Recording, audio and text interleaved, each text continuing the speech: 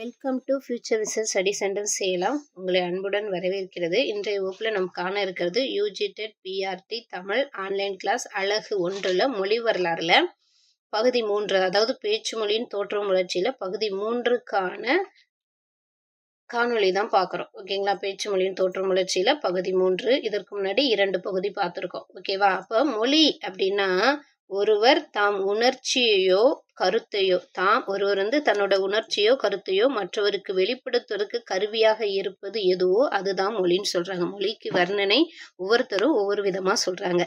சரிங்களா? தன்னுடைய உணர்ச்சியையும் கருத்தையும் மற்றவருக்கு வெளிப்படுத்துவதற்காக பயன்படுத்தக்கூடிய கருவி தான் மொழி அப்படின்னு சொல்றாங்க. மொழிக்கான விளக்கம் இதுல சொல்லப்பட்டிருக்கு. அடுத்து அந்த விளக்கங்களை சொல்றப்ப எப்படி சொல்றாங்கன்னு பாருங்க. காட்டு விலங்குகளின் ஒலிகளை இக்காரணம் பற்றி விலங்குமொழி என்ற பெயரால் மொழி நூலார் குறிப்பர். பறவை ஒலிகளும் அங்கனம் பறவை ஒலின்னு சொல்றாங்க. அப்ப இவ்வாறு பறவைகள் ஒலிக்கக்கூடிய ஒலி பெயராலையும் விலங்குகள் ஒலிக்கக்கூடிய ஒலி பெயராலும் ஒலிகளை என்ன சொல்றாங்க, வகைப்படுத்துறாங்க. பறவைகளிலிருந்து வரக்கூடிய ஒலி பறவை ஒலி என்றும் விலங்கிலிருந்து ஒலிக்கக்கூடிய ஒலி விலங்கொலி என்றும் வகைப்படுத்தி சொல்றாங்க. சரிங்களா? பறவை விலங்கு முதலியவற்றின் ஒலியை கேட்டு அவற்றை போலவே ஒலித்தல் போல ஒலி பிறந்தது என்பது ஒரு கொள்கை. ஓகேங்களா? அதுதான் இதில் நம்ம என்ன செஞ்சிருப்போம், போல செய்தல் அப்படின்ற வகைப்பாடெல்லாம் நம்ம முன்னாடி பார்த்துருப்போம்.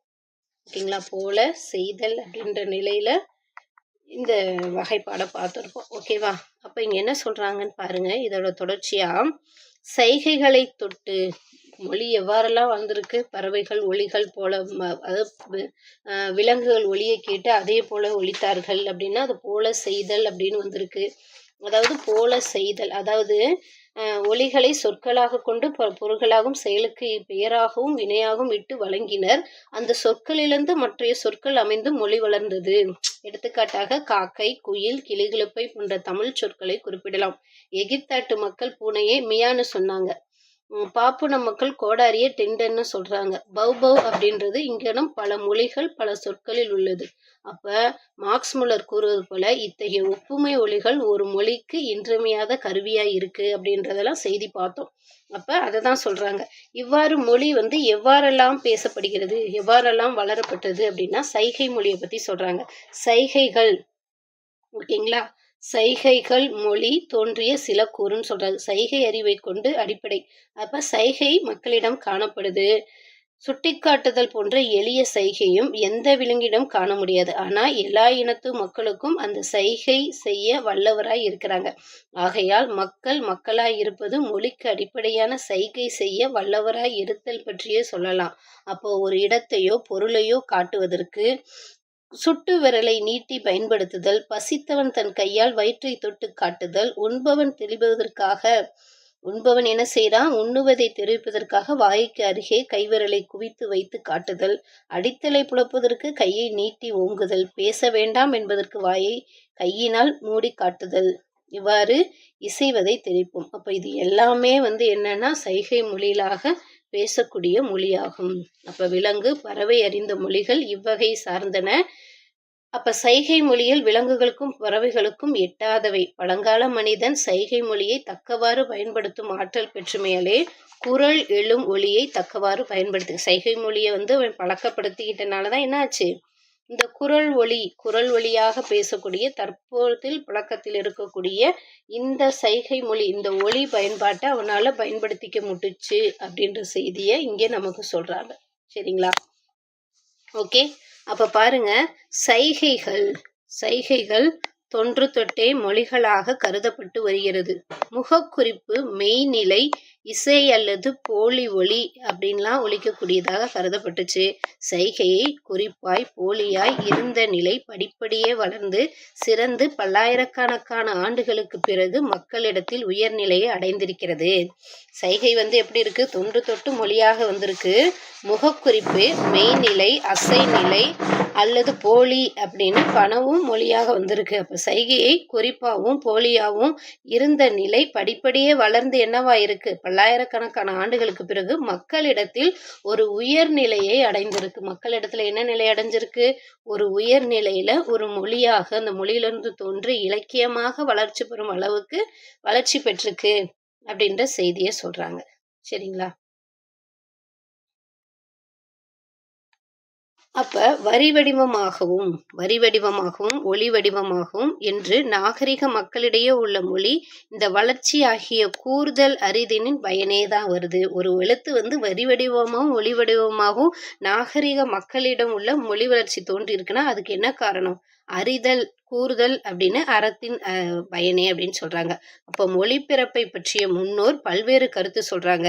சைகை முதலான எளிய நிலையிலே உள்ள மொழிக்கும் பேச்சும் எழுத்தும் ஆகிய உயர்நிலையில் உள்ள மொழிகளுக்கும் அமைந்துள்ள தொடர்பை அவர்கள் உணரவில்லை. செய்கீங்களா? சைகையில் சொல்லப்பட்ட மொழிக்கும் அதற்கடுத்து இருக்கக்கூடிய பேச்சு மொழிக்கும் எழுத்து மொழிக்கும் உள்ள உயர்நிலையில் உள்ள மொழிகளுக்கும் உள்ள தொடர்பை அவங்க என்ன செய்யல, உணரவில்லை அப்படின்ற கருத்தை சொல்றாங்க.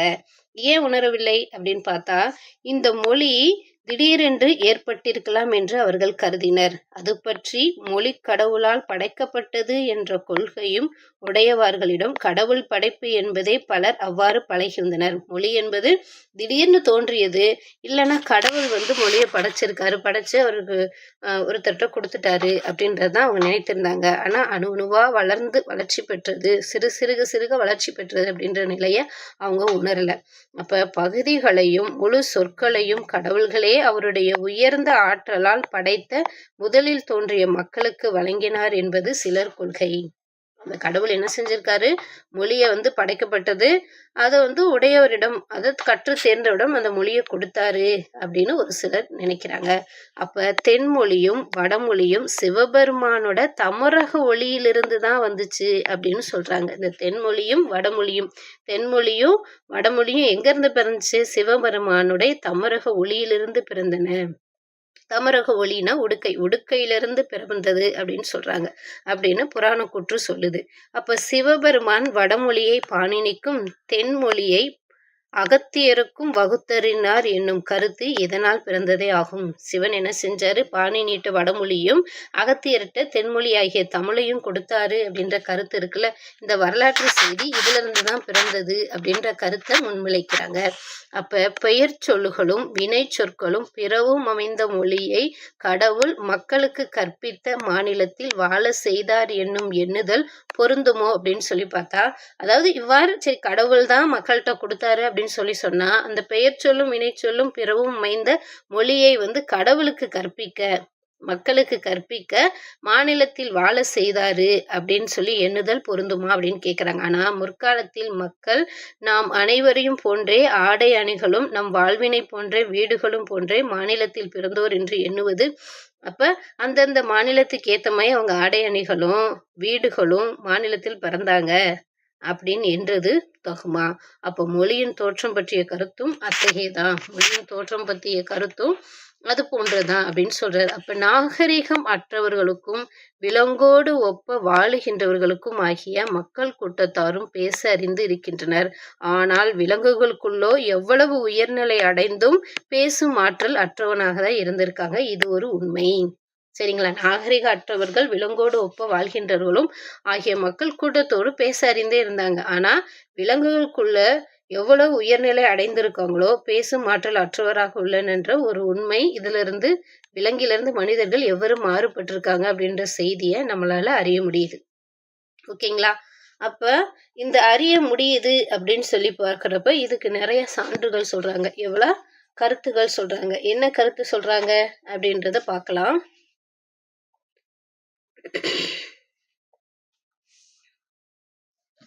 ஓகே, அப்ப பாருங்க, பழைய இலக்கிய மொழி அப்படின்ற தலைப்புல சொல்றாங்க, மொழியின் தோற்றத்தை அறிவதற்கு மற்றொரு வழியும் உண்டு. நம் காலம் தொடங்கிய பின்னோக்கி சென்று மொழியின் வளர்ச்சியை ஆராய்ந்து கொண்டு செல்வதாகும். சில நூற்றாண்டுகள் வரை இவ்வாறு பின்தோங்கி சென்று ஆராய முடிகின்றது, அதற்கு முன்னே செல்ல முடியவில்லை. எடுத்துக்காட்டாக சில மொழிகள் வரலாறு 700 ஆண்டுகளுக்கு முற்பட்டு செல்ல இடம் தரவில்லை. சில வரலாறுகள் என்ன சொல்றாங்க, 700 ஆண்டுகளுக்கு முற்பட்டு இடம் தரவில்லை. சில மொழிகள் என்னவா அதோட வரலாறை பார்க்கறதுக்கு 700 ஆண்டுகளுக்கு முற்பட்டே சொல்ல இடம் தரவில்லையா. ஆனா சில மொழிகள் வரலாறு 2000 ஆண்டுகள் வரை ஆராய எடுக்கிறது. சரி, அந்த மொழிகளை பத்தி ஆண்டுகள் வைத்து ஆராயலாம் அப்படின்னு சொல்லி பார்த்தோம்னா, ஒரு சில மொழிகள் 700 800 அப்படின்ற எண்ணிக்கை ஆண்டுகளுக்கு முன்பு போனாலும் அதற்கான தரவுகள் கிடைக்கவில்லை. ஆனா சில மொழிகள் 2000 ஆண்டுகள் வரைக்கும் ஆராயக்கூடிய தரவுகள் பெற்றிருக்கு அப்படின்ற செய்தி சொல்றாங்க. அப்ப மிக பழைய மொழிகளுள் மிக மிக பழைய மொழிகளில் சிறந்தது ஒன்றாகிய தமிழ் மொழியும் கிபி 3000 வரைக்குமே செல்ல இடம் தருகிறது. ஓகேங்களா. 700 800 காலம் வரைக்கும் சென்று பார்க்கறதுக்குடைய தரவுகள் இல்லை, மொழியோட பத்தி செய்தி இல்லை. ஆனா மிகவும் பழமையான மொழியாக இருக்கக்கூடிய தமிழ் மொழி கிபி 3000 ஆண்டுகளுக்கு வரைக்கும் செல்ல அனுமதிக்குது அப்படின்ற செய்தியை சொல்றாங்க. அப்ப பண்டைய காலத்தில் தமிழ் இயற்றப்பட்ட பாடல்கள் நாகரிக மக்களின் மொழி நிலையை தெரிவிக்கிறது. அக்காலத்திற்கு பல்லாயிரம் ஆண்டுகளுக்கு முன்பே வழங்கிய மொழி என நிலைமையை அவற்றை கண்டு அறிய முடியவில்லை. கல்வெட்டுக்கள், செப்பேடுகள், புதைப்பொருட்கள் என்பவற்றால் வளர்ந்த மொழியின் மாறுதலை அறிய முடிகிறது. ஓகேங்களா. பல்லாயிரம் ஆண்டுகளுக்கு முன்னாடி தோன்றிய மொழி அல்ல இடைக்காலத்தில் தோன்றிய மொழியை பற்றி அதில் முழுமையாக அறிய முடியல. ஆனா அந்த காலத்துல கிடைச்ச சான்றுகள், கல்வெட்டு, செப்பேடு, புதைப்பொருள் என்பவற்றால் வளர்ந்த மொழியின் மாறுதலை அறிய முடிகிறது நம்மளால. அப்ப அல்லாமல் மொழி தோற்றத்தை பற்றி அறியக்கூடவில்லை. அல்லாமல், அது இல்லாம மொழியின் தோற்றத்தை அறிய முடியவில்லை அப்படின்ற செய்தியும் இங்கே சொல்றாங்க. ஓகே. அதுக்கடுத்து பாருங்க, சமுதாய வரலாறு. எப்படி சமுதாய வரலாறு வளர்ச்சி அடைந்தது அப்படின்றத சொல்லுக்கு முன்னாடி நாகரிகம் வளராதவங்கள்ட்ட மொழி எப்படி இருந்திருக்கும் அப்படின்றத சொல்றாங்க. காட்டு மிராண்டிகள் பலர் காடுகளில் பல வகையான மொழிகளை பேசுகிறார்கள். அவற்றை ஆராய்ந்து அறிஞர்கள் குறித்தறிகின்றார்கள். முதற்காலத்து மக்கள் இவர்களும் ஓரளவு வேறுபாடு உண்டு. முதற்காலத்து மக்களுக்கும் இவங்களுக்கும் ஓரளவு வேறுபாடு இருக்கு. என்ன வேறுபாடு இருக்கு? அது காலப்போக்கால் ஏற்பட்டது. அது போலவே முற்காலத்து மொழிகளுக்கும் இவர்களின் மொழிக்கும் வேறுபாடு உண்டு. காட்டு மிராண்டிகள் சில பேச்சில் எத்தனையோ வேறு வேறு அமைப்பு இருந்தாலும் நாகரிக மக்களின் மொழியில் காண்பதை விட பன்மடங்கு மாறுதல் காட்டு மிராண்டி மொழியில் பேசக்கூடியவங்ககிட்ட இருந்துச்சுன்னு சொல்றாங்க. அப்ப நாகரிக மொழிக்கும் அநாகரிக மொழிக்கும் கருத்துக்களின் வேறுபாடே பெரிது, மொழி வடிவின் வேறுபாடு பெரிது அப்படின்னு சொல்றாங்க. சரிங்களா. நாகரிக மொழிகளுக்கும் அநாகரிக மொழிகளுக்கும் கருத்துக்களின் வேறுபாடு வேறு, மொழியின் வடிவமும் வேறு. அப்ப மொழியின் தோற்றத்தை பற்றி காட்டு மிராண்டிகளின் பேச்சுகளும் அறிக்க வல்லவன் அல்ல அப்படின்னு சொல்றாங்க. மொழியின் பேச்சுகளை பத்தி பாக்குறப்ப காட்டு மிராண்டிகளுடைய நிலையை பார்த்தா மொழியை தோற்றத்தை தெரிஞ்சுக்கலாம்னா அதுலயும் முழுமையா தெரியறது இல்லைன்னு சொல்றாங்க. அதனாலதான் சமுதாய வரலாறு அப்படின்ற அடுத்த தலைப்புல நமக்கு பல செய்தியை சொல்றாங்க. மக்களின் தோற்றத்தையும் சமுதாய அமைப்பின் மக்களின் தோற்றத்தையும் ஓகேங்களா. மக்களின் தோற்றத்தையும் சமுதாய அமைப்பின் தோற்றத்தையும் ஆராய்வதால் மொழியின் தோற்றத்தை அறிய உண்மை அறியலாம். வலிமை பற்றி உண்மை அறியலாம். ஓகேங்களா. மக்களின் தோற்றத்தையும் சமுதாய அமைப்பின் தோற்றத்தையும் தெரிந்து மொழியோட தோற்றத்தை அறியலாம்னு சொல்றாங்க. காரணம் என்ன எனில், மொழி தோன்றி வளர்ந்து வரலாறு மக்களின் மனப்பண்பாட்டையும் சமூக அமைப்பையும் ஒட்டியதா இருக்கும். ஏன்னா மொழி தோன்றி வளர்ந்த வரலாறு மக்களின் மனப்பண்பாட்டையும் சமூக அமைப்பையும் ஒட்டியதா இருக்கு அப்படின்ற செய்தியை நம்மளால அறிய முடியுது. அவ்வாறு தோன்றிய மொழி வரலாறு என்ன செய்தி சொல்லுது அப்படின்றத பார்க்கலாம். ஓகே. அவ்வாறு தோன்றிய மொழி வரலாறு என்ன செய்திகள்லாம் சொல்லுது அப்படின்றத இதெல்லாம் பார்க்கலாம். ஓகேங்களா. அப்போ மொழியும் மொழியலும் ஓகேங்களா. மொழியை பற்றிய ஆராய்ச்சி மிக பழமையானது. அரிஸ்டாட்டில் கிரேக்க நாட்டு அறிஞர்கள் மொழிகளின் தோற்றம் பற்றி பல கொள்கைகளை கூறினார். ஓகேங்களா. மொழியை பற்றிய ஆராய்ச்சி ரொம்ப பழமையானது. அதுல பழமையானவரா இருக்கிறவர் யாரு? அரிஸ்டாட்டில் தான் வராரு. இவர் கிரேக்க நாட்டு அறிஞர். மொழிகளின் தோற்றம் பற்றி பல கொள்கைகளை கூறியிருக்காரு. உலகிலே முதலில் விளக்கமுறை மொழியியலில் இந்தியாவில் தான் தோன்றியது. அது அகத்தியமும் தொல்காப்பியமும் பாணினியும் தலைச்சிறந்த விளக்கமுறை நூலாகும் அப்படின்னு சொல்லியிருக்காங்க. என்ன சொல்லியிருக்காங்க? அதாவது அரிஸ்டாட்டில் கிரேக்க நாட்டு அறிஞர். இவர் மொழியை பற்றி ஆராய்ச்சி ரொம்ப சிறப்பா பேசப்பட்டிருக்கு. மொழிகளின் தோற்றம் பற்றி பல கொள்கையை கூறியிருக்காரு. அப்போ உலகிலே முதலில் விளக்கமுறை மொழியியலுக்கு இந்தியாவில் தான் தோன்றியது அப்படின்னு விளக்கம் சொல்றாரு. அப்ப அகத்தியம், தொல்காப்பியம், பாணினி இது 3 தலைச்சிறந்த விளக்கமுறை நூலாகும். சரிங்களா? இவை கிறிஸ்து பிறப்பதற்கு முன் தோன்றியவை அப்படின்ற கருத்தும் இங்கே சொல்லப்படுது. ஓகே, அதற்கடுத்து வடமொழி. ஓகேங்களா, வடமொழி முதல் மொழி ஆராய்ச்சி நூல் நிருக்தா ஆகும். கிபி 4ஆம் நூற்றாண்டில் சார்ந்தது. இதனை அடுத்து அஷ்டாதாயி என்னும் நூல் எழுதப்பட்டது. அப்ப வடமொழியில முதல் மொழியில ஆராய்ச்சி செஞ்ச நூல் நிருக்தா, அதற்கடுத்து வந்த நூல் அஷ்டாதாயி. அப்ப அரிஸ்டாட்டில், டைக்கோவு முதலான அறிஞர்கள் நூல்களும் மொழியியல் வளர்ச்சிக்கு துணை செய்யுது. அரிஸ்டாட்டில் எழுதிய அரிஸ்டாலோ, டைகோ அப்படின்ற அறிஞர்களுடைய நூல்கள் மொழியோட வளர்ச்சியை பத்தி தெரிந்து கொள்ள பெருந்துணையா இருக்கு அப்படின்னு சொல்றாங்க. கிபி 13ஆம் நூற்றாண்டுல தோன்றிய நன்னூலும் தமிழ் தோன்றிய இன்னொரு சிறந்த விளக்க மொழியின் நூலாகும். எப்படி தொல்காப்பியத்தை சொன்னாங்களோ அதே மாதிரி நன்னூலை என்ன சொல்றாங்க, தமிழில் தோன்றிய சிறந்த விளக்க மொழி நூல். கிபி 14ஆம் நூற்றாண்டில் லத்தீன் மொழியை பற்றிய ஆராய்ச்சியும், இது முக்கியமான வினாப்பகுதி பாருங்க, லத்தீன் மொழிய 14ஆம் நூற்றாண்டிலும், ஓகேங்களா, பிரெஞ்சு மொழியை 15ஆம் நூற்றாண்டிலும். ஓகே, அடுத்து 15, 16ஆம் நூற்றாண்டில் தான் பிரெஞ்சு மொழியின் இலக்கண நூல்கள் கிடைக்கிறது. என்ன சொல்றாங்க, 14ஆம் நூற்றாண்டுல லத்தீன் மொழியை பற்றி ஆராய்ச்சியும் 15ஆம் நூற்றாண்டுல பிரெஞ்சு மொழியை பற்றி ஆராய்ச்சியும் நடந்தது. ஆனால் கிபி 15, 16 நூற்றாண்டில் தான் பிரெஞ்சு மொழியின் இலக்கண நூல்கள் கிடைத்திருக்கு அப்படின்ற செய்தியும் இங்கே சொல்றாங்க. சரியா? அடுத்து பாருங்க, இன்றைய மொழியியல் கல்வியில இந்த மொழியியல் எவ்வாறு இருக்கு அப்படின்னா, இன்றைய மொழியியல் கல்வி கிபி 16ஆம் நூற்றாண்டில் தோன்றியது.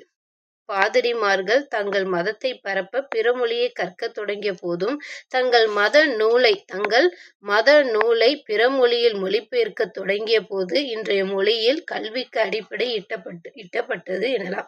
அப்ப 17ஆம் நூற்றாண்டுல லத்தீன் மொழி வீழ்ச்சிக்கு பிறகு மொழியில் வேகமாக வளர தொடங்கியது. 17ஆம் நூற்றாண்டுல மொழிக்கு என்ன ஏற்பட்டது, வீழ்ச்சி ஏற்பட்டது. ஆனா என்ன சொல்ல, தன் எண்ணங்களை, தன்னுடைய மதம் சார்ந்த சிந்தனையை பரப்பதற்கும், ஓகேங்களா, பிற மொழியை கற்க தொடங்கினாங்க அப்படின்ற செய்தியை சொல்றாங்க. ஓகேவா? கடவுளால் மொழி உருவாக்கப்பட்டது என்ற கொள்கைக்கு எதிராக முதலில் காட்ஃப்ரைட் வான் லெபின்ஸ், ஜோஹன் ஹாட்விலர் ஹெட்டர் அப்படின்றவங்களும் பேசியிருக்காங்க. மொழி கடவுளால் உருவாக்கப்பட்டது. மொழி அப்படின்றது என்னது, கடவுளால் உருவாக்கப்பட்டது. மொழி அப்படின்றது கடவுளால் உருவாக்கப்பட்டது என்ற கொள்கை முதலில் காட்ஃப்ரைட் வான் லெபின்ஸ், ஜோஹன் ஹாட்ஃப்ரைட் வான் அப்படின்ற ஹெக்டார் அப்படின்றவங்க சொல்லியிருக்காங்க. அப்ப சர் வில்லியம் ஜோன்ஸ் ஓகேங்களா, சர் வில்லியம் ஜோன்ஸ் மூவரும் அறிவியல் முறைப்படி மொழியை ஆராய்ந்தாங்க. ஹெர்டர் என்பவர் மொழியின் தோற்றத்திற்கு மனிதனிடம் இயற்கையாக அமைத்து தூண்டுதலே காரணம்னு சொன்னார். ஓகேங்களா, சர் வில்லியம் ஜோன்ஸ் என்ன செய்யறாரு, சர் வில்லியம் ஜோன்ஸ் மூவரும் என்ன பண்றாங்க, அறிவியல் முறைப்படி மொழியை ஆராயறாங்க. அறிவியல் முறைப்படி மொழியை ஆராய்ந்தவங்க யாரு அப்படின்னு சொல்றாங்க, ஹெக்டர் என்பவர் மொழியின் தோற்றத்திற்கும் மனிதனிடம் இயற்கையாக அமைந்த தூண்டுதலே காரணம். மனிதனுக்கு இயற்கையாவே ஒரு தூண்டுதல் இருக்கு, அந்த தூண்டுதல் தான் காரணம் அப்படின்ற விளக்கத்தை இங்கே நமக்கு சொல்றாங்க.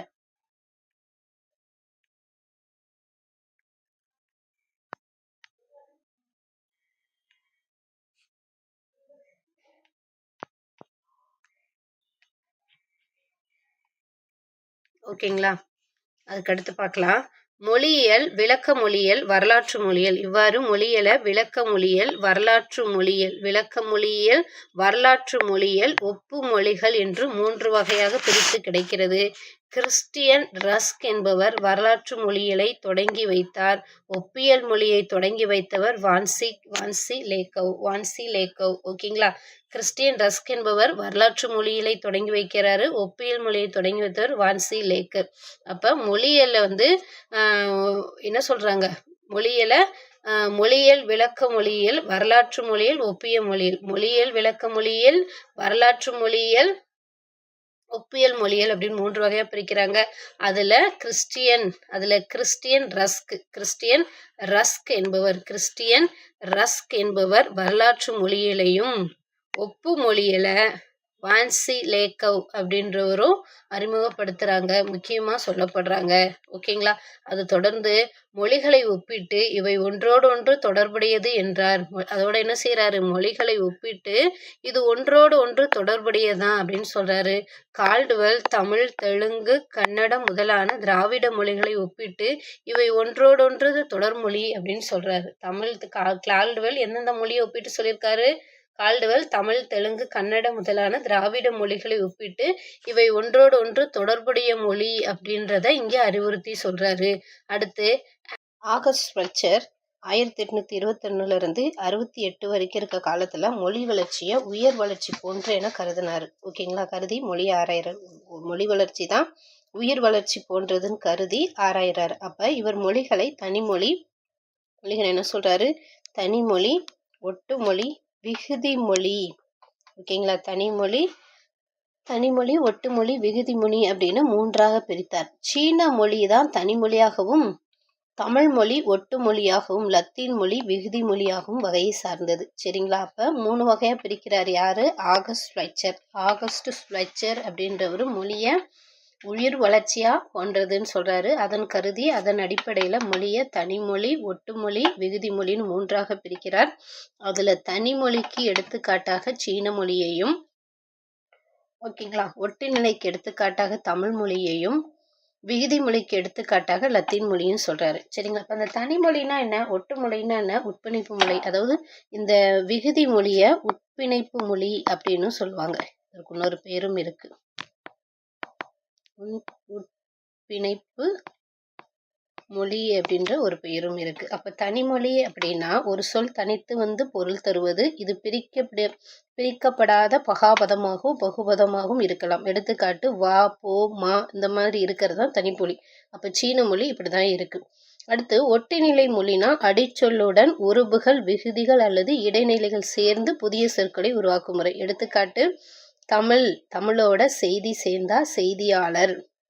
ஓகேங்களா? தமிழ் மொழியை தான் சொல்லுவாங்க செய்தியாளர். செய்தி கூட்டல் ஆ கூட்டல் அர் அப்படின்னு சொல்றோம்னா செய்தியாளர். தமிழ் மொழியை சொல்லலாம். ஓகேங்களா? ஒட்பிணைப்பு மொழிகளுக்கு ஒட்டுநிலை மொழிகளுக்கு தமிழ் மொழியை சொல்லலாம். அடுத்து உட்பிணைப்பு மொழி, விகுதி மொழின்னு சொல்லக்கூடிய அடிசொல் மற்றும் விகுதிகள் மிகவும் நெருக்கமாக பிணைந்து தனித்தனி உறுப்பெண்களை பிரிக்க முடியாத நிலையில் இதில் அடிசொல்லே உருமாற்றம் அடையும். அடிசொல்லே என்ன செய்து உருமாற்றம் அடைந்து இருக்கக்கூடிய நிலையை, விகுதி மட்டும்தான் திரிந்து இருக்கக்கூடிய சொல்லாக இருக்கும் இந்த மொழி லத்தீன் மொழி. ஓகேங்களா? அப்போ 3 வகையான மொழியை பத்தி இவரு சொல்றாரு. அதுக்கடுத்து 20ஆம் நூற்றாண்டின் தொடக்கத்தில், என்ன சொல்றாங்க? 20ஆம் நூற்றாண்டின் தொடக்கத்தில் விளக்க மொழியியல் கோட்பாட்டுகளை பெர்னார்ட் சசுர் அப்படின்றவரு 1850 1919 வரை சிறப்புற விளக்கினார். பெர்னார்ட் சசுர் என்ன பண்றாரு? விளக்க மொழியியல் கோட்பாட்டை விளக்குறாரு. அப்ப இவரு மொழிகளை சமகால மொழிவாய்வு என்றும் வரலாற்று மொழியாய்வு என 2ஆக பிரிக்கிறார். அவர் என்ன செய்யறாரு? விளக்க மொழியியல் கோட்பாடை வைத்து மொழியை ஆய்வு செய்கிறாரு. அது யாரு? பெர்னார்ட் சசுர். ஓகேங்களா? அப்படி ஆய்வு செஞ்சு மொழி ஆய்வுகளை சமகால மொழி ஆய்வு, வரலாற்று மொழி ஆய்வுன்னு 2ஆ ஆராய்கிறார். இவரது மொழிகள் கோட்பாடுகளுக்கு மொழியியலில் புதிய சகாப்தத்தை ஏற்படுத்தார். இவருடைய மொழிகள் கோட்பாடுகளும் மொழியியலில் புதிய சகாப்தத்தை ஏற்படுத்துச்சு. ஓகேங்களா? மொழியியல்ல புதிய சகாப்தத்தை ஏற்படுத்தியச்சு அப்படின்னு சொல்றாங்க. யாருடைய மொழி? இந்த பெர்னார்ட் சசுர் அப்படின்றவருடைய மொழி. அடுத்து பார்த்தோம்னா 20ஆம் நூற்றாண்டின் மொழி வளர்ச்சியில் 20ஆம் நூற்றாண்டுல மொழியியல் வளர்ச்சிக்கு பெரிதும் துணை புரிந்தவரில் எட்வர்ட் சாபிர். ஓகேங்களா? எட்வர்ட் சாவிர் அப்படின்றவர் குறிப்பிடத்தக்கவர். அப்போ மொழியியல் பற்றி இவர் பல கட்டுரை எழுதியிருக்காரு. ஆனா மொழி என்னும் தலைப்பில் ஒரு நூல் மட்டும்தான் எழுதியிருக்காரு. அப்போ மொழியில பத்தி தான் அதிக கட்டுரை எழுதியவர் யாரு? எட்வர்ட் சாபிர். மொழி பற்றி ஒரு நூல் மட்டும்தான் எழுதியிருக்காரு அப்படின்னு சொல்றாங்க. அடுத்து இவரை கடுத்து அமெரிக்க மொழியியல் அறிஞர்களில் குறிப்பிடத்தக்கவராக இருக்கக்கூடியவர் ப்ளூம்ஃபீல்ட். அமெரிக்க மொழியியல் அறிஞர்களில் குறிப்பிடத்தக்கவராக இருக்கக்கூடியவர் யாருன்னா ப்ளூம்ஃபீல்ட். இவர் மானிடவியல் அறிஞரான இவர் இந்தோ ஐரோப்பிய மொழிகளில் உள்ள ஒலிமாற்ற விதிகளை ஆராய்ச்சி செய்ய தொடங்கி புதிய மொழியியல் கோட்பாட்டுகளை அறிமுகப்படுத்தினார். இந்த ப்ளூம்பில்ட் என்ன பண்ணாரு, ஐரோப்பிய மொழிகளில் உள்ள ஒலிமாற்ற விதிகளை ஆராய்ச்சி செய்ய தொடங்கி புதிய மொழியியல் கோட்பாட்டை அறிமுகப்படுத்தினாரு. அப்போ ஒரு மொழியை அணுகினால்தான் ஒரு முடிவுக்கு வர முடியும் என்பது இவருடைய கொள்கை. ஒரு மொழி எந்த அளவுக்கு ஆழமாக ஆராயிருமோ அந்த அளவுக்கு அந்த மொழியோட தோற்றம் வளர்ச்சி பத்தி தெரிஞ்சுக்கலாம் அப்படின்னு முயற்சி செஞ்சாரு. யாரு? ப்ளூம்பில்ட், அமெரிக்க அறிஞரான ப்ளூம்பில்ட். சரிங்களா? அதற்கடுத்து இதை அடிப்படையாக கொண்டு ப்ளூம்பில்ட் ப்ளூம்பில்டோட சில கொள்கையும் விதிகளையும் அறிமுகப்படுத்தினார். 1933ஆம் ஆண்டு ப்ளூம்பில்ட் எழுதிய லாங்குவேஜ் எனும் நூல் மொழியியல் வரலாற்றில் புதிய மறுமலர்ச்சி உண்டாக்கியது. புதிய சகாப்தத்தை உண்டாக்குனதுன்னு படித்தோம் இதுக்கு முன்னாடி. என்ன புதிய சகாப்தத்தை உண்டாக்கியது? மொழியியல் கோட்பாட்டில் மொழியியல்ல புதிய சகாப்தத்தை உண்டாக்குனது பெர்னாண்ட் சசுர். ஓகேங்களா? ஆனால் ப்ளூம்பில்ட் என்ன பண்ணியிருக்காரு, மொழியியல் வரலாற்றில் புதிய மறுமலர்ச்சி உண்டு. சகாப்தம்னு கேட்டால் பெர்னாண்ட்ஸு, மறுமலர்ச்சின்னு கேட்டால் ப்ளூம்பில்ட். மறுமலர்ச்சி அப்படின்னு கேட்டால் ப்ளூம்பில்ட். ஓகேங்களா? அப்போ எந்த ஆண்டு லாங்குவேஜ் அப்படின்ற நூல் எழுதினாரு? 1933. 3 வினாக்கள் இதில் இருக்குது. அடுத்து பாருங்க, அமெரிக்க மொழியியல் வரலாற்றில் 1933ஆம் ஆண்டில் இருந்து 1950ஆம் ஆண்டு வரை உள்ள காலத்தை ப்ளூம்பில்டின் சகாப்தம் சொல்றான். ஓகேங்களா?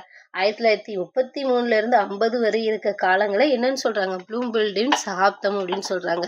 இவரது மொழிகள் கொள்கையை பின்பற்றி பல மொழியியல் அறிஞர்கள் இவருடைய மொழியியல் கொள்கையை பின்பற்றி பல அறிஞர்கள் தோன்றியுள்ளார் அப்படின்ற கருத்தும் நம்மளால அறிய முடியுது. இன்று அமைப்புமுறை மொழியியல் ஆக்கமுறை ஓகேங்களா? இன்று அமைப்புமுறை மொழியியல் ஆக்கமுறை இலக்கணம் அப்படின்னு 2 கொள்கை இருக்குது. மொழியின் உறவு முறைகளை அடிப்படையாக கொண்டும் அமைப்புமுறை மொழியியல் கொள்கையை வெளியிட்டவர் சசூர் என்பவர் ஆவார். மொழியின் உறவு முறைகளை அடிப்படையாக கொண்டு, இந்த பாயிண்ட் முக்கியமானது. மொழியின் உறவு முறைகளை அடிப்படையாக கொண்டு அமைப்புமுறை மொழியியல் கொள்கையை வெளியிட்டவர் சசூர் என்பவர் ஆவார். விளக்க மொழியியல் அமைப்பு முறை சார்ந்திருக்கிறது. ஆக்கமுறை ஓகேங்களா? விளக்க மொழியியல் அமைப்பு முறையை சார்ந்திருக்கு. ஆக்கமுறை இலக்கணத்தை உருவாக்கியவர் ஹாரிஸ் என்பவர்.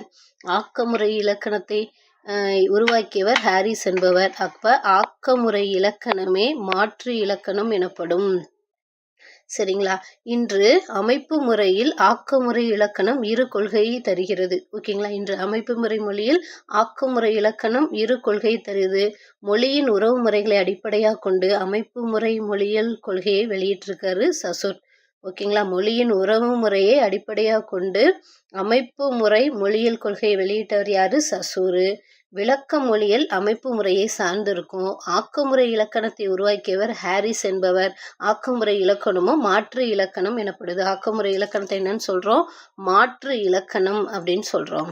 ஓகேங்களா? அதற்கடுத்து இந்த ப்ளூம்பில்டோட லாங்குவேஜ்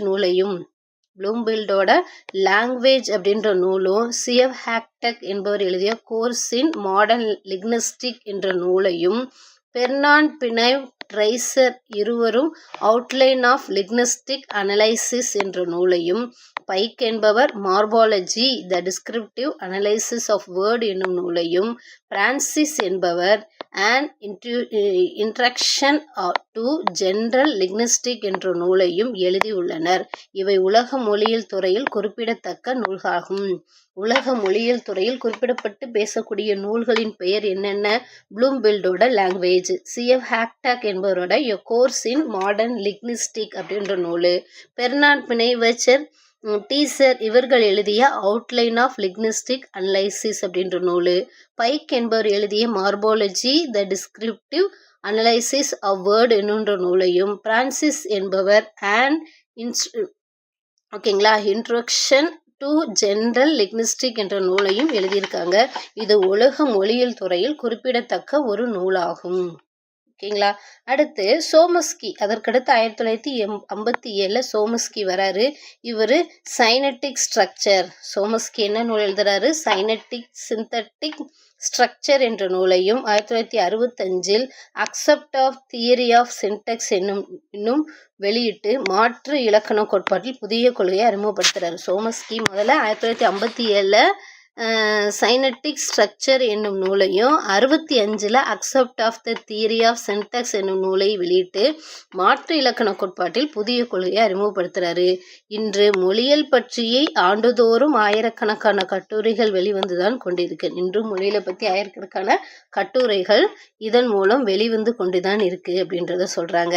அப்போ அமெரிக்காவிலிருந்து வெளிவரக்கூடிய லாங்குவேஜ் என்ற இதழும், திருவனந்தபுரத்திலிருந்து வெளிவரக்கூடிய IJDL என்னும் இதழும் சிறந்த மொழியியல் கட்டுரைக்கு எடுத்துக்காட்டு. அமெரிக்காவிலிருந்து வெளிவர லாங்குவேஜ் அப்படின்ற இதழும், திருவனந்தபுரத்திலிருந்து வெளிவரும் IJDL என்னும் இதழும் சிறந்த மொழியியல் கட்டுரை. அப்போ அனைத்து இந்திய தமிழ் மொழிய கழகத்தின் காலாண்டு இதழான மொழியியல் தமிழ் மொழி கட்டுரைகளை வெளியிடுது. ஓகேங்களா. அயல்நாட்டு நூலகம் தான் பார்த்தோம். தமிழ்நாட்டிலையும் மொழியியல் அப்படின்ற நூலும் பல மொழியியல் கட்டுரை வெளியிட்டிருக்கு. இந்திய நாட்டின் டாக்டர் சுகுமார், தேப்போமி ஆகிய இரு அறிஞர்களும் மொழியியல் வளர்ச்சியை பெரும் பணியாற்றி உள்ளார்கள். அடுத்து பூனா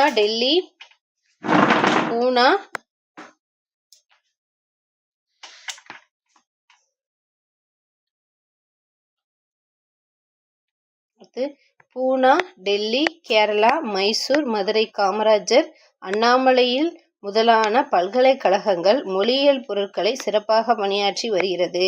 தமிழ்நாட்டில் மொழியியல் கல்விக்கு அண்ணாமலை பல்கலைக்கழகம் வித்திட்டிருக்கு. மொழியியல் கல்விக்கு வித்திட்டது எந்த பல்கலைக்கழகம்? அண்ணாமலை பல்கலைக்கழகம். அந்த பெருமை மொழியிலிருந்து தேப்போ மீனாட்சி சுந்தரம் அவர்களையே சாரும். தேப்போமி தமிழ் மொழி வரலாறு என்னும் நூலை திராவிட மொழிகள் பற்றிய பல கட்டுரையும் எழுதியிருக்காரு. தேப்போமி எழுதிய நூலின் பெயர் தமிழ் மொழி வரலாறு என்னும் நூலையும் திராவிட மொழிகள் பற்றி பல கட்டுரைகளும் எழுதியிருக்காரு. அடுத்து மொழியியல் அறிஞர்களுள் தலைச்சிறந்தவர் VI சுப்பிரமணியம் அவர்கள். மொழியியல் துறையில சிறந்து விளந்தவர். ஓகேங்களா. மொழியியல் துறையில தலைச்சிறந்தவரா VI சுப்பிரமணியம் அவர்கள். அவர் கேரள பல்கலைக்கழகத்தில் மொழியியல் துறை பேராசிரியராகவும் பணியாற்றினார். இவரது தலைமையில் இயங்கும் திராவிடம் லிங்க்விஸ்டிக் அசோசியேஷன் DLA என்பது மொழியியலுக்கு சிறந்த தொண்டாற்றி வருகிறார். சரிங்களா. மொழிகளுக்கு நிறைய மொழி கொள்கையின் மூலம் தொண்டாற்றி வந்துட்டு இருக்காரு. அடுத்து டாக்டர் அகஸ்தியலிங்கம் அவர்கள் அண்ணாமலை பல்கலைக்கழக துணைவேந்தராக, மொழியியல் துறை இயக்குநராகவும் பணியாற்றிவிட்டு தமிழ் பல்கலைக்கழக துணைவேந்தராக பணிபுரிந்தார். ஓகே. அடுத்து பேராசிரியர் டாக்டர் சேவை சண்முகம். பேராசிரியர் டாக்டர் சேவை சண்முகம் அவர்கள் அண்ணாமலை பல்கலைக்கழகத்தில் மொழியியல் இயக்குநராகவும் பேராசிரியராகவும், டாக்டர் அண்ணாமலை அவர்கள் மைசூர் இந்திய மொழிகள் நடுவணரசு நிறுவனத்தில் இயக்குநராகவும் பணியாற்றி மொழியியல் துறையில் வளர்ச்சிக்கு வழிகாட்டினர். யார் பாருங்க, பேராசிரியர் டாக்டர் சேவை சண்முகம் அவர்கள் என்ன செஞ்சிருக்காரு, அண்ணாமலை பல்கலைக்கழகத்தில் மொழியியல்ல இயக்குநராகவும், பேராசிரியர் டாக்டர் அண்ணாமலை அவர்கள் மைசூர் இந்திய மொழிகள் நடுவணரசு நிறுவனத்தில் இயக்குனராக இருந்திருக்காரு. அப்போ பணியாற்றிய மொழியியல் துறையில் வளர்ச்சிக்கு வழிகாட்டினர். இதோட வளர்ச்சிக்கு, மொழி வளர்ச்சிக்கு. அப்போ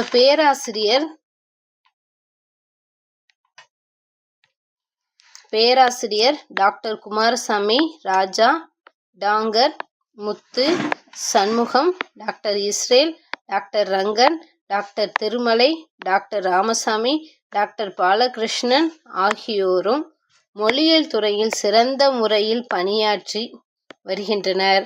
கு. பரமசிவம் இக்கால மொழியியல் அறிமுகம் என்னும் நூலை எழுதினார். கு. பரமசிவன் என்ன எழுதியிருக்காரு, இக்கால மொழியியல் அறிமுகம் அப்படின்ற நூலை எழுதியிருக்கார். ஓகே. அடுத்து வே. சிதம்பரம். ஓகேங்களா. வே. சிதம்பரநாதன் மாற்று இலக்கண கோட்பாட்டுகள் என்ற நூலையும், டாக்டர் ராசாராம், இது முக்கியமான வினாப்பகுதி. ஓகேவா, பாருங்க.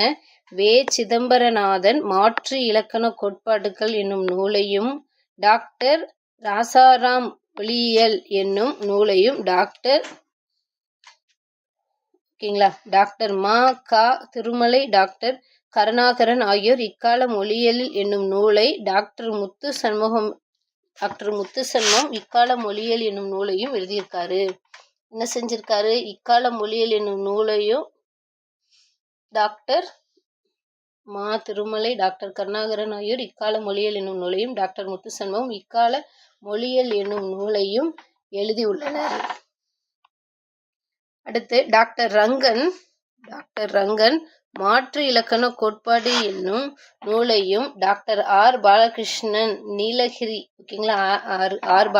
நீலகிரி மொழிகள் என்னும் நூலையும் டாக்டர் திருமலை தமிழ் மொழி கற்பித்தல் என்னும் நூலையும் எழுதியுள்ளார். கற்பித்தல் அப்படின்ற நூலை எழுதியிருக்கார். டாக்டர் ரங்கன் மாற்று இலக்கண கோட்பாடு என்னும் நூலையும் டாக்டர் ஆர். பாலகிருஷ்ணன் நீலகிரி மொழிகள் அப்படின்ற நூலையும் டாக்டர் திருமலை தமிழ் மொழி கற்பதில் ஏற்படும் நூலையும், தமிழ் மொழி கற்பதனால என்னென்னலாம் இடையூறுகள் ஏற்படுது அப்படின்ற செய்தியும் இங்கே சொல்லியிருக்காரு.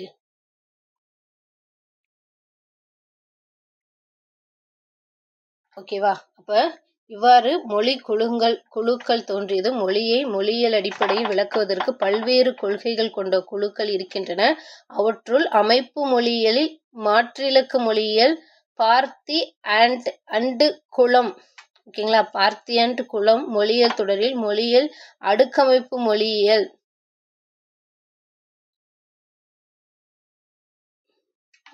மொழியியல் அடுக்கமைப்பு மொழியியல் ஆகிய 8 குழுக்கள் குறிப்பிட்டது. இப்போ மொழியை மொழியியல் அடிப்படையில் விளக்குவதற்கு பல்வேறு கொள்கைகள் கொண்ட குழுக்கள் இருக்கிறது.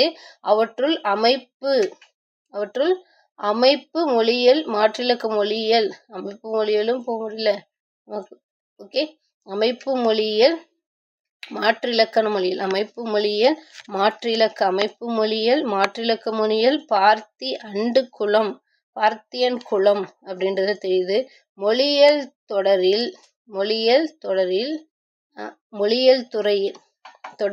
மொழியியலில் அடுக்கமைப்பும் மொழியியலில் ஆகிய 8 குழுக்களும் குறிப்பிடத்தக்கவை.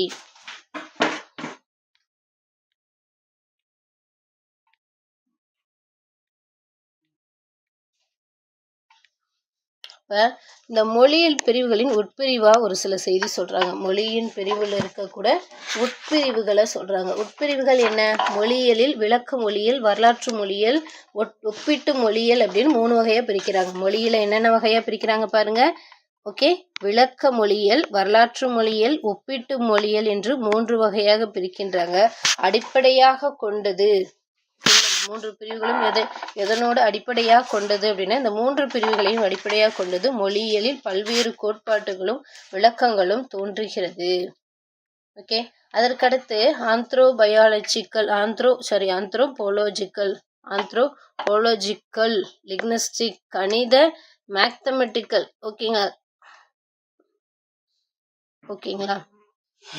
மேத்தமெட்டிக்கல், லிங்குஸ்டிக், மானிட மொழியியல், ஆந்த்ரோபோலோஜிக்கல், லிங்குஸ்டிக், கணிதம் அப்படின்னா கணித மொழியியல்னா மேத்தமெட்டிக்கல், லிங்குஸ்டிக், மொழினா கணிதம். மொழி கணிதம் அப்படின்னா ஹோலோமிஸ்டிக், சமூக மொழினா சோசியல் லிங்குஸ்டிக் அமைப்பு, மொழியியல்னா ஸ்ட்ரக்சரல் லிங்குஸ்டிக் முதலான துறைகள் வளர தொடங்கியது. இத்துறைகளை சார்ந்து ஒலி இசை ஆய்வு சொற்களை சொற்கோவையாக புள்ளிகளில் மாற்று இலக்கணம் முதலான ஆய்வுகள் தொடங்கின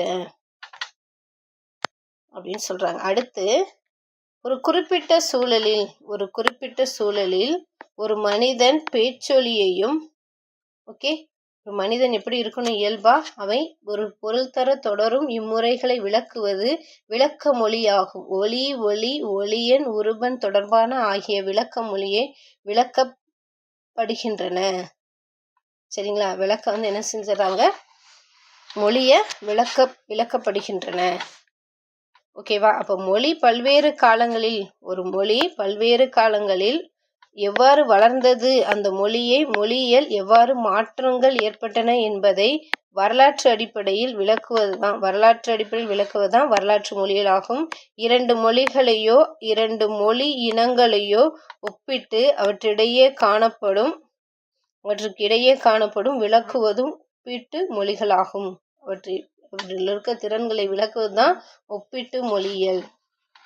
ஓகே, ஒரு மொழி பல்வேறு காலங்களில் வெவ்வேறாக வளர்ந்து அந்த மொழியியல் என்னும் மாற்றங்கள் ஏற்பட்ட பின் வரலாற்று அடிப்படையில் விளக்குவதே வரலாற்று மொழியாகும்.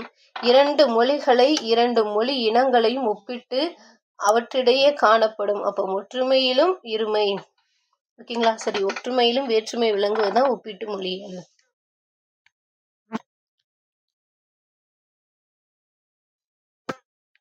ஓகே, கிளை மொழியியல் நம்ம பார்க்கறது விளக்க மொழியியலின் அடிப்படையாக அமைகிறது. அதன் அடிப்படையிலே வரலாற்று மொழியிலும் ஒப்பீட்டு மொழியிலும் செயல்படுகிறது. தமிழில் தொல்காப்பியம், நன்னூல் ஆகிய இரண்டுமே இலக்க நூல்களாகும்.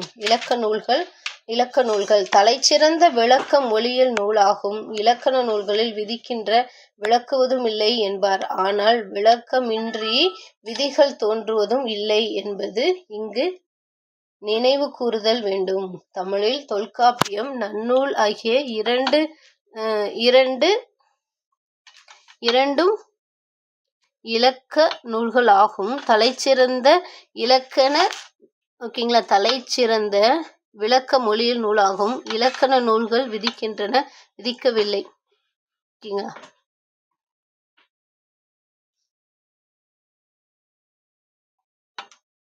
ஓகேங்களா, தமிழில் தொல்காப்பியம், நன்னூல் ஆகிய இரண்டும் இந்த இலக்க நூல்களில் தலைச்சிறந்த விளக்க மொழியில் நூலாகும். இலக்கண நூல்கள் விதிக்கின்ற விளக்கவில்லை என்பார். ஆனால் விளக்கமின்றி விதிகள் தோன்றுவதில்லை என்பது இங்கு நினைவு கூறுதல் வேண்டும். அடுத்து, விளக்கத்தின் சாரமே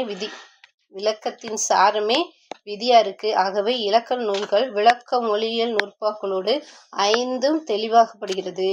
அப்ப விளக்க மொழியியல் ஒலிகள் அவற்றின் பிறப்பு வகை தொகை, ஒலியன்கள் அவற்றின் வகை தொகை வருகை உருபன் ஆகியவற்றின் வகை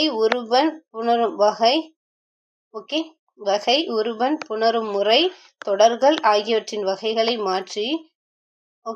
மாற்றிலக்கண கோட்பாடு முதலியவற்றை விளக்கினார்.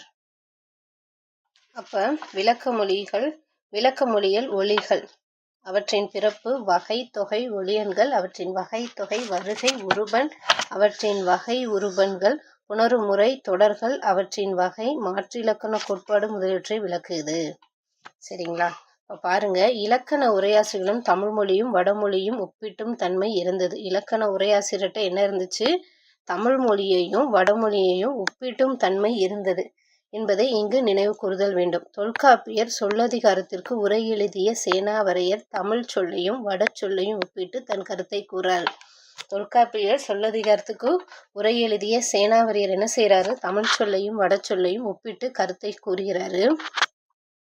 அப்ப மொழி ஒப்பிட்டு விளக்கம், ஓகேங்களா, மொழி விளக்கமும் நம்முடைய தொன்று தொட்டு இருந்து வருகிறது.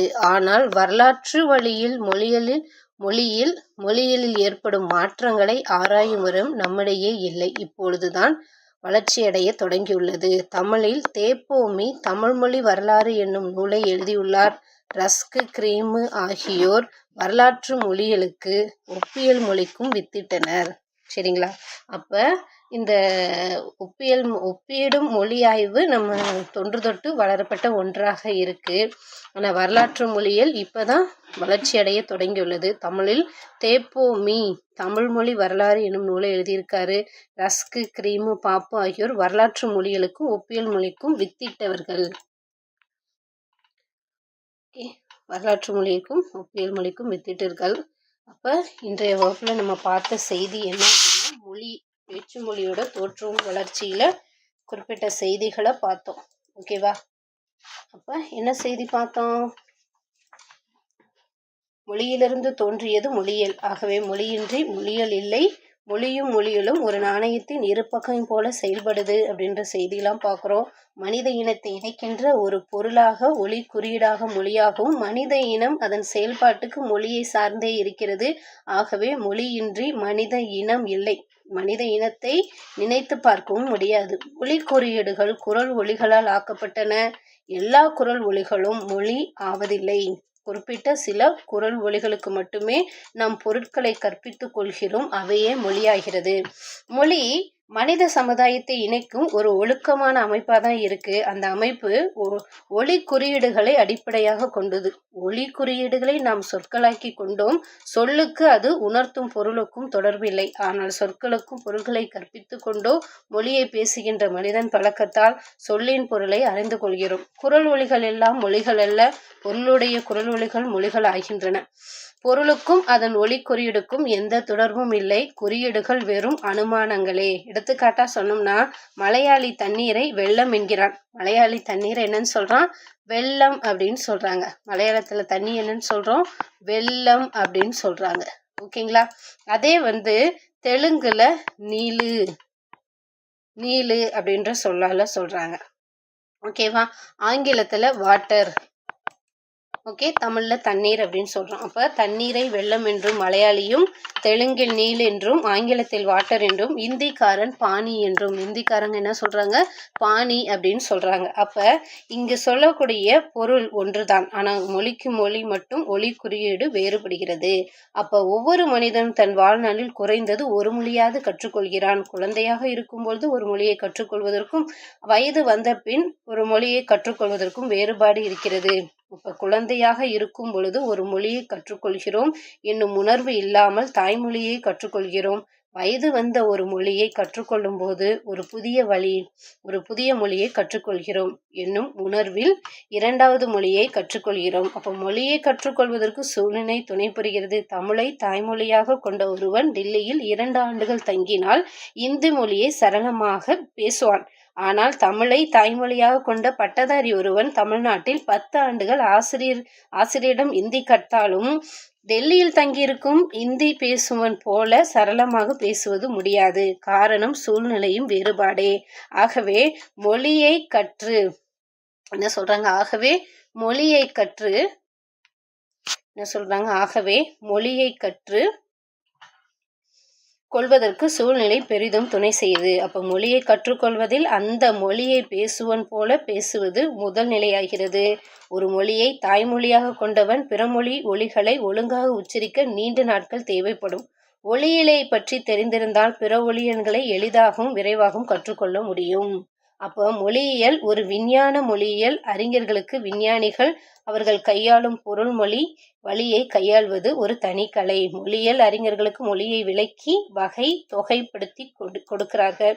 அப்ப பிற மொழியை கற்க தேவை ஏற்பட்ட போது ஒரு புதிய அணுகுமுறையை மொழியியல் தோன்றி ஆகுவதுதான். அப்போ மொழியியலில் மொழியை விளக்குவதோடு நின்றுவிட்டது. ஆனால் இன்று ஒரு மொழியை கற்பதற்கு மொழியியல் துணை பெறுகிறது. அத்துடன் மொழியியலின் நோக்கங்களும் விரிவடைந்து விட்டன.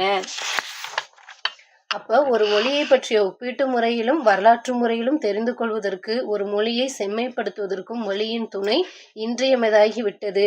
மொழியாளர் பணி மொழியை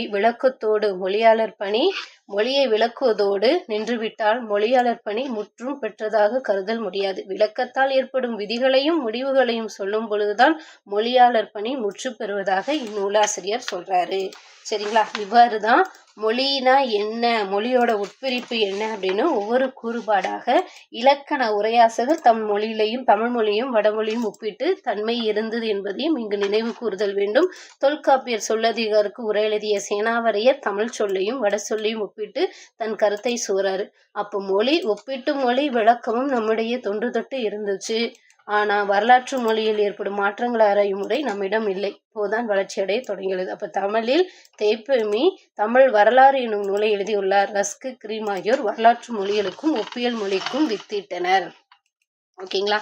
இதோட இன்றைய தலைப்புக்கான பகுதி நிறைவு பெற்றது. இப்ப பயிற்சி வினாக்கு போலாம்.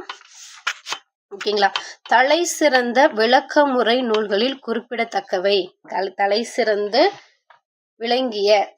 சிறந்த ஓகே. தலைச்சிறந்த விளக்க முறை நூல்களில் குறிப்பிடத்தக்கவைனா அகத்தியம், பாணினி தொல்காப்பியம், நன்னூல் தொல்காப்பியம், சிலம்பு, பாட்டியல் நூல், அகத்தியம், நிருக்தா, நன்னூல், அகத்தியம். ஓகேங்களா? அகத்தியம், பாணினி, தொல்காப்பியம் தான் தலைசிறந்த விளக்க முறை நூல்களில் குறிப்பிடத்தக்கவைனா இந்த 3ஐயும் சொல்லலாம். ஓகேங்களா? அடுத்த வினா பயிற்சி வினா 2க்கு போகலாம். பயிற்சி வினா 2 என்ன சொல்லுது? வடமொழி முதல் மொழி ஆராய்ச்சி நூல் எது? வடமொழியில இருக்கக்கூடிய முதல் மொழி ஆராய்ச்சி நூல் எது? வடமொழியில கூறப்பட்ட வடமொழி முதல் மொழி ஆராய்ச்சி நூல் நிருக்தா, அஷ்டாதாயி, பாணினி, விவேகதானினா அஷ்டாதியாபி அப்படின்ற நூல் தான் முதல் மொழி ஆராய்ச்சி நூல். பயிற்சி வினா 3 மொழியும் மொழியாளர்களையும் பொருத்தணும். வரலாற்று மொழி, ஒப்பியல் மொழி, திராவிட மொழி. ஓகேங்களா? வரலாற்று மொழி, ஒப்பியல் மொழி. வரலாறு அப்படின்னாவே கிறிஸ்டியன் ராஸ்க் அப்படின்றவரை நினைவு வச்சுக்கணும். ஒப்பியல் அப்படின்னு சொன்னாவே வான்சி லேகவ். ஒப்பியல் அப்படின்னாவே வான்சி லேவ். திராவிடம்னாவே கல்வெட்டு. ஓகேங்களா? இப்போ பாருங்க, மறுபடியும் மேட்ச் பண்ணலாம், இணைக்கலாம். 1, 2, 3. ஓகேங்களா? 1 அப்படின்ற வரலாற்று நூலுக்கான ஆசிரியர் கிறிஸ்டியன் ராஸ்க். ஒப்பியல் என்ற மொழிக்குரிய ஆசிரியர் வான்சி லேகவ். திராவிட மொழிகள் அப்படின்ற நூலுக்குரிய மொழியாளர் யாரு? கால்டுவெல். அதற்கடுத்து பயிற்சி வினா 4 நூலும் ஆசிரியரும். இங்க நூல் பேர் இருக்கு, அங்க ஆசிரியர் பேர் இருக்கு. ஓகேங்களா? இதுல 1, 2, 3 போட்டுக்கலாம். ப்ளூம்பில்டு, CF ஹேக்கெட்டு, அதுக்கப்புறம் சோம்ஸ்கி. ப்ளூம்பில்ட் எழுதிய நூல் லாங்குவேஜ் அப்படின்ற நூல். ப்ளூம்பில்ட் எழுதிய நூல் லாங்குவேஜ் அப்படின்ற நூல். CF ஹேக்கெட் என்பவர் எழுதினது மாடர்ன் லிங்க்விஸ்டிக். இந்த மாடர்ன் லிங்க்விஸ்டிக் அப்படின்றது முழு பெயர் பார்த்தோம்னா எ கோர்ஸ் இன் மாடர்ன் லிங்க்விஸ்டிக் அப்படின்னு வரும். எ கோர்ஸ் இன் மாடர்ன் லிங்க்விஸ்டிக் அப்படின்ற பெயர்ல வரும். ஓகேங்களா? அதுக்கடுத்து இந்த சோம்ஸ்கி 3rd ஒன்ல இருக்குல்ல, 3வதாக இருக்க நூல் வந்து சைனட்டிக் ஸ்ட்ரக்சர். ஓகேங்களா? சைனட்டிக் ஸ்ட்ரக்சர் அப்படின்ற நூலை எழுதியிருப்பார். ஓகே. இறுதியாக பயிற்சி வினா 5 பார்க்கலாம். பயிற்சி வினா 5 தனிநிலை, ஒட்டுநிலை, விகுதி நிலை. விகுதி நிலைன்னு சொன்னாலும் ஒண்ணுதான், உட்பிணைப்பு நிலைன்னு சொன்னாலும் ஒண்ணுதான். ஓகே, ரெண்டும் ஒண்ணுதான். எப்படி வினா கேட்டாலும் பார்த்துக்கோங்க. ஓகேங்களா? தனிநிலை அப்படின்னு சொல்றது சீன மொழி, ஒட்டு நிலைன்னு சொல்றது தமிழ் மொழி, விகுதி நிலை ஒப்புநிலை லத்தீன் மொழி. 1, 2, 3. தனிநிலை அப்படின்னா தனிநிலை அப்படின்னு சொன்னா சீன மொழி, ஒட்டு நிலைன்னு சொன்னா தமிழ் மொழி, விகுதி நிலை அல்லது ஒப்புநிப்பு நிலை அப்படின்னா லத்தீன் மொழி. ஓகே. அதற்கடுத்து இதோட இன்றைய வகுப்புக்கான பேச்சு மொழியின் தோற்றமும் வளர்ச்சியும் பகுதி 3 நிறைவு பெற்றது. இந்த பேச்சு மொழியின் தோற்றமும் வளர்ச்சி இதோட நிறைவு பெற்றது. இதற்கு அடுத்த காணொளியில மொழி வரலாறு பகுதி 4 காலந்தோறும் தமிழ் எழுத்துக்களோட வடிவ மாற்றங்கள், தமிழ் மொழியில ஏற்பட்ட வடிவ மாற்றங்கள் வகுப்பை தான் நம்ம அடுத்த காணொளியில பார்ப்போம். காலந்தோறும் ஏற்படும் தமிழ் எழுத்துக்களில் ஏற்படுத்த எழுத்து வடிவ மாற்றங்கள்ல என்னென்ன வடிவ மாற்றங்கள் ஏற்பட்டது அப்படின்றத அடுத்த காணொளியில பார்ப்போம். எப்பயுமே நிறைவு பகுதியாக நற்சிந்தனையோடு செல்வது உங்களுடைய வழக்கம். அப்படிதான் இன்றைய வகுப்புல நம்ம பார்க்கக்கூடிய செய்தி என்னன்னா, படிப்பவர்களை கவரக்கூடிய ஆசிரியரின் 2 ஆற்றல்கள். புதிய விஷயங்களை படிக்கப்படுத்துதல், பழைய விஷயங்களை புதுமையுடன் அளித்தல். ஓகேங்களா? இது ஏன் இந்த சிந்தனையை இங்க பயன்படுத்துறோம் அப்படின்னு சொல்லி பார்த்தோம்னா, இந்த கற்றல் பணியில் இருக்கக்கூடிய நீங்கள் என்ன செய்யணும் அப்படின்னா, இந்த ஏற்கனவே படித்த விஷயங்களை படிக்கப்படுத்தணும், புதிய விஷயத்த படிக்கப்படுத்தணும். ஓகேங்களா? புதிய விஷயம் தானே அப்படின்னு சொல்லிட்டு அதை தொய்வு இல்லாம ஒரு உற்சாகத்தோடு அதை தேடி தேடி படிக்கணும். எப்பயுமே தினமும் ஒரு புதிய செய்திகளை தேடி தேடி படிக்க வேண்டும் அப்படின்றதும், அதே பழைய விஷயங்களை புதுமை அளிக்கணும். பழமையான செய்திகள் இருந்தா அதில் புதுமை புகுத்தி அதையும் என்ன செய்யணும், மனதில் நிலைநிறுத்தணும். அதற்காக தான் இதை சொன்னேன். ஒரு ஆசிரியர் பணிக்காக படிக்கக்கூடிய நீங்கள் ஆசிரியர் என்பவர் எப்படி இருக்க வேண்டும் அப்படின்னும், அந்த ஆசிரியர்லேருந்து நாம் கற்றுக்கொள்ள வேண்டிய சிந்தனை என்ன அப்படின்றதும் தெரியும். அப்போ படிப்பவர்களை கவரக்கூடிய ஆசிரியரின் 2 ஆற்றல் என்னன்னா, புதிய விஷயங்களையும் சொல்லிக் கொடுக்கணும், பழைய விஷயங்களை புதுமைப்படுத்தி சொல்லணும். அதுபோல் தான் கற்றலை எந்த வகை கற்றலாக இருந்தாலும் புதியவனத்தை தேடி தேடி படிக்க வேண்டும். ஏற்கனவே படித்ததை புதியவனோடு இணைத்து, ஓகேங்களா, ஏற்கனவே படித்ததை புதியவனோடு எடுத்து புதுமையுடன் கற்றலை கற்றுக்கொள்ள வேண்டும். ஓகே, நன்றி.